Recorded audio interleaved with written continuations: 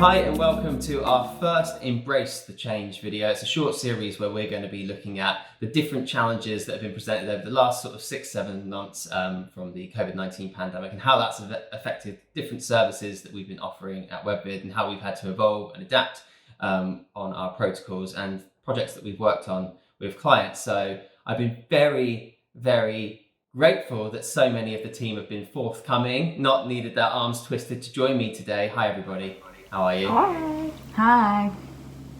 Welcome along, welcome along. So this is just going to be a short 10 minutes today where we're going to be looking at virtual conferences. That's been a huge part of how things have had to flip across 2020. Obviously, everyone is more than aware of how the physical event space has been completely decimated really by the challenges presented by COVID-19. So I just wanted to open up really by saying one of the initial challenges that we had with a lot of clients is we're kind of starting from a blank page really, and that's what everybody was having to do with this. Although virtual conferences and events did exist, they weren't anywhere near as sort of standardized as they have become, and we had to do a lot of development in-house and hand-holding and conversations with clients where we could work out how we could create looks and styles and formats that would work with the content that people wanted to achieve. And one of the main things I'd like to start with, actually, if I could go and speak to Amy White, not the other Amy, and Sarah, is graphics. We often start with graphics. Some clients might have no branding for a virtual event, but sometimes obviously we have to adhere to brand guidelines and things. But we've had to work quite closely on developing styles and looks that fit formats and can incorporate sponsors. So I was wondering if you could talk a little bit about that process and what some of the challenges have been.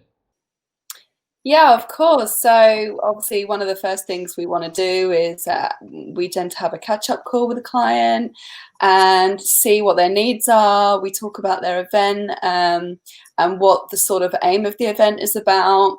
And we then obviously want to understand like how they feel about their events being presented visually, because obviously that's a huge part of it. You know, if they want to take a corporate route, a little bit more creative.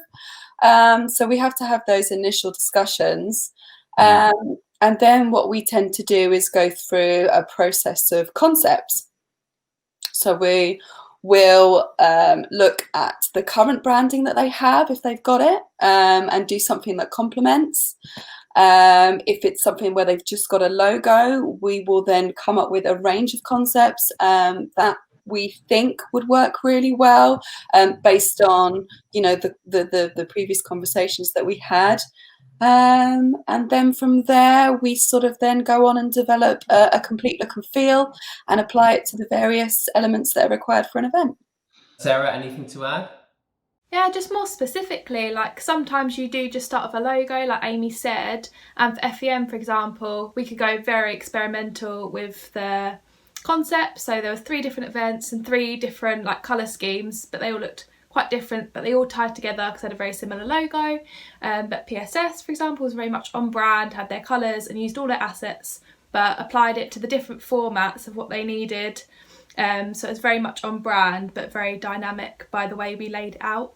And sometimes, I mean, obviously that's a critical part of any kind of development for an event, but where a lot of people are obviously now from at home, they're not necessarily sat in front of a green screen or in a virtual set or in a studio. So those graphics are very, very critical. And we're bringing people in from all sorts of geographical locations around the world. So you need to give it that kind of professional tie-in as best you can, in the same way as we sort of appear now in this event. And there's subtle little things that I suppose we've had to think about, which is simply like when we design frames, it's you don't plonk the video on the top.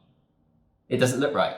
No, you really have to consider how the space is going to be used so that it has as maximum impact as possible.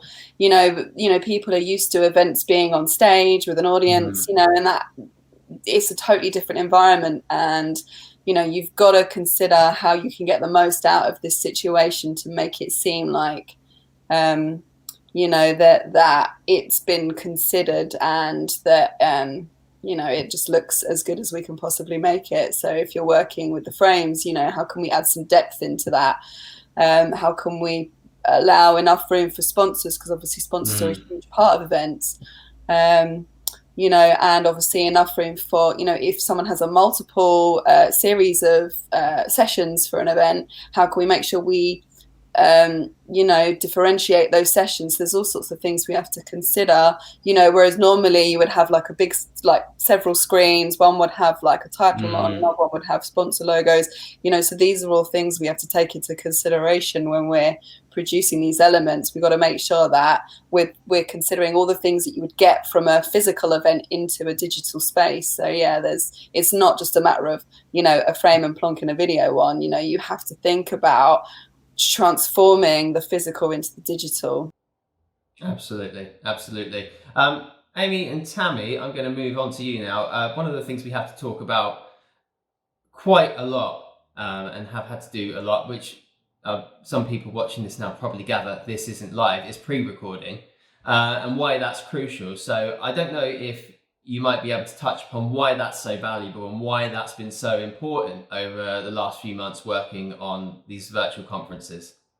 Yeah, so you may have seen some events yourself where people have dropped off midway through, or you don't get the information or that sort of thing. So this is one of the reasons why it's absolutely crucial to pre-record, because it means you still get the content from the event that you're going in there to get, but you're not dropping off halfway through or someone's connection's going down or something. We've seen it happen quite a bit, even on the pre-record. So at least if there is any issues, we can cut that out. And that's one of the things that we always say to people at the beginning of their recording as well. Yeah, especially when we're doing these really big events, when we've got like maybe 30 different sessions on them, and each session might have some panel discussions, so might have 5 people on one, and then just the chance of every single person's internet working throughout the day is very low. And yeah, we have found issues with that, so the pre-record just sort of takes the stress out of the day. Also, it gives participants and clients an opportunity to review themselves and their work and how they present themselves, and there's a chance to change things if need be, and that's quite valuable.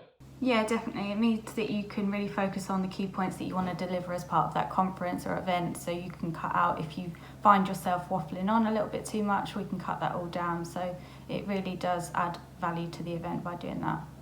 Yeah, and it also makes it more polished, because all of the ums, the ers, the pausing to think, you can just really tighten that up and it looks like you've just done it flawlessly first time.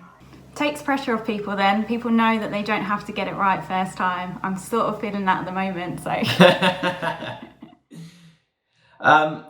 Another thing that does come up often, and this is a huge difference between a live event and doing things virtually, is how you get that audience involvement and engagement. And there's been a lot of platforms that have really pushed interactivity, but it's difficult when you're not doing stuff live because there's a high risk. So I just wanted to kind of address some of the ways that we've allowed clients to sort of engage and involve their audience in these conferences.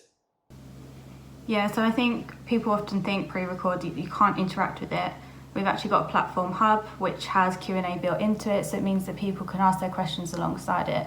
And although the content might not be playing out as live, there's other ways that we've done that. So from podcasting Q&As, where we gather those questions afterwards and then ask people to answer them, to having the speakers on the live chat on the day and answering the questions as they come in, it still gives that feeling that it is going out as live for people. So yeah, I think that's a massive positive, and you know that it's not going to go down and the content's not going to drop off at any point.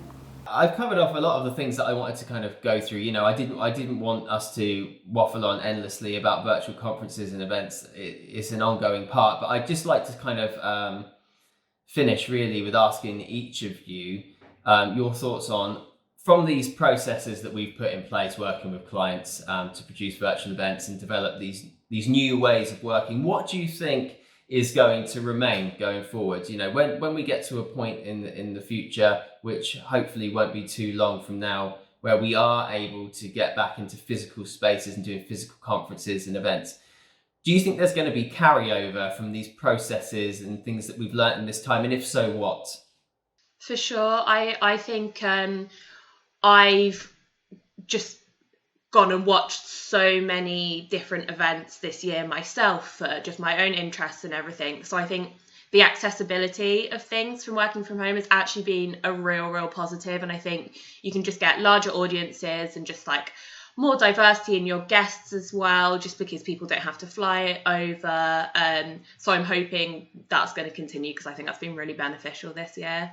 I have to say that I think, you know, there's always been webinars. Webinars has always been a thing, but they've not offered as much interactivity as the way this new climate has pushed us to be. And I think the fact that we offer, you know, so much more that a webinar can provide now, you know, like I reckon it's still a really great tool for going forward. You know, and as Tammy said, I totally back that up. You know, it does cost a lot of money to ship people in. It does cost a lot of money to put on events. This is a great way for, say, like even for smaller events where they don't have those kind of budgets to put on a big show. You know, this enables that to happen. This is a lot more flexible, and it gives people more options now to still be able to put on a successful event, but without having to splash out as much as they would have done for, you know, like the actual physical one. I completely agree with what Amy's saying. You're cutting out venue costs, you're cutting out a lot of the hassle that, you know, means getting everyone in one place. And that can be a tricky thing when it comes to organising an event anyway. So I definitely think we'll see it continue. I do, on the other hand, know that some clients are desperate to get back into a physical space and, you know, run normal events and that sort of thing. So I think we're going to see a bit of a mix next year if we are able to do live events again. But obviously if this continues on the way things are at the moment, then we will need to find a way, or clients will need to find a way of continuing their content and sort of adapting. Yeah, creating hybrids sort of thing. And saving the best to last, Sarah Adams, do you have any closing thoughts, or have I just made you think, please don't ask me something, James? No, I think definitely the creativity that we've all had to like think about things in a new way in this time, we can definitely bring like for the future, even when we're back in like physical spaces, you can definitely combine elements of the virtual events. Like, why not show it to the world as well? Like, you can then expand your audiences and just think about things in more creative way. Absolutely. No, I think those are all really good points. Well, thank you all for giving some of your time today to talk about the work we've been doing on virtual conferences and events throughout this year. And thank you very much for watching and for joining us. This is the first in a few little videos we're going to be releasing over the coming days and weeks under the umbrella of Embrace the Change. But do tell us what you think in the comments about, you know, how you see the future of virtual conferences being. Is it something that's in your plans? Is it something that you're so desperate to get rid of as soon as the opportunity to go back into physical spaces returns? We'd really be interested to hear more about that.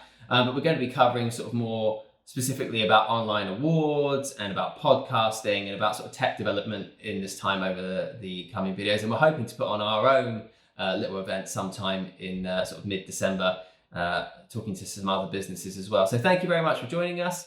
We'll see you again next time, or you'll see us. I don't even see you. I think I need coffee.